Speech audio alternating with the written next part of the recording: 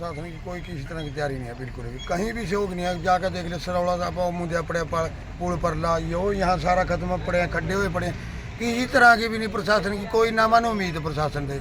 जे प्रशासन चाहवा ये तो प्रशासन आवा, प्रशासन 2 महीने पहले करता सारा कुछ प्रबंध होया पड़ा था। जा कहाँ प्रशासन से होया पड़ा था सारा कुछ मिट्टी ना ये फ्लड पता कुछ अब निकासी कर सारा करा 10-10 बारी मैंने दरखास्तां दे ली सारा गाँव ने जाकर भी मारे निकासी हाल करो।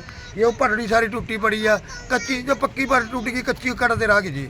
कहीं भी प्रशासन का कोई किसी तरह का नहीं है, सिर्फ ये पत्ता अखबार में और बैठ देनी ने बैठ का किसी तरह का नहीं है। कोई भी अफसर आओ मैं उसका सामने बैठूंगा, मैं जवाब करूंगा, मैंने जवाब एक सवाल का जवाब देकर देगा उसका टंग तड़ा को लग दूंगा मैं अफसर का।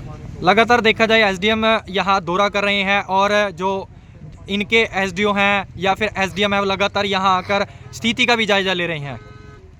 माने नहीं बताओ जो गाँव के मिलो गाँव के मैं बता मांगे पूरा न्यू आप पूरा एक थोड़ा बैठ कर बैठ चले जाए गाँव कौन सा एसडीओ आया मैनू नहरी महकमा वाला आया कि दूसरा है, मैंने बता दे हमारा सारा गाँव खड़े हैं। बता दे किसी ने एक भी एसडीएम आया कोई तहसील किसी तरह का वर्कर आए हो न्यू कहने का कि वो 10 बंदे बैठे मैं दे दूंगा। मैंने काम कर दिया करे मैंने कुछ भी कागजा में लिखा दुनिया करते कागजा सरकार आ किसी तरह का भी कोई आओ नहीं जी मानो सरकार का जो बिल्कुल 4 महीने पहला कर दी कंध तक नहीं करी। बोलो कंध कहाँ वो सारा गाँव डूब जाएगा बिंदा डूब जाएगा। इतनी मोटी कंध टूट गई जी, कच्ची पटड़ी कहाँ से रह गई किस तरह का मन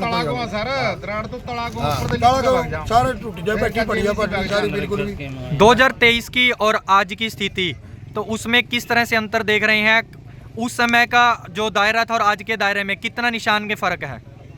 तो बहुत बद रहा जी, तो बहुत सारा कुछ सेम है। बाकी जब भी हमारी 36 बरादरी गाँव ने जाकर सहयोग करा गवांडा के आगा जहाँ भी जितनी बरादरी है गाँव में मैं नहीं कहता मैं कल्ला नहीं जैसा भी शौक था सबने करा सरकार का कोई और था। DSP आया इस पर MLA आया उठा चला गया देखा माने 10 बरी के मैंने पोप लाइन दे दे।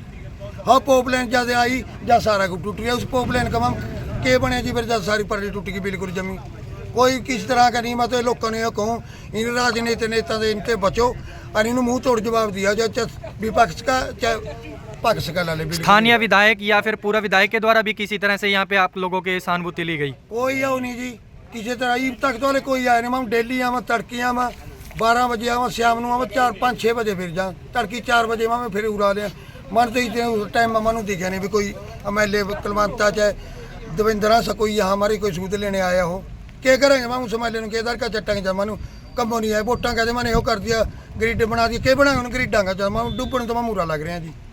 और कहीं जा मैं तो कलवंत उसनों कहीं जा मैंने वो काम करवा दिया बस बातें उनकी पूरा लिया बुला गया कलवंत दविंद्रा से मैं जवाब दूँगा उन्होंने पूछूंगा मैं तो खत्म हो पड़े हमारी सारी चीज़ा ही से भरा दुनिया चार किसी कुछ करना मारा नहीं पल्ला रहा कुछ भी जिम बिल्कुल तो जाना बस जहाँ मर्जी कर ले परमात्मा देने तैयार हाँ बस और क्या करनी।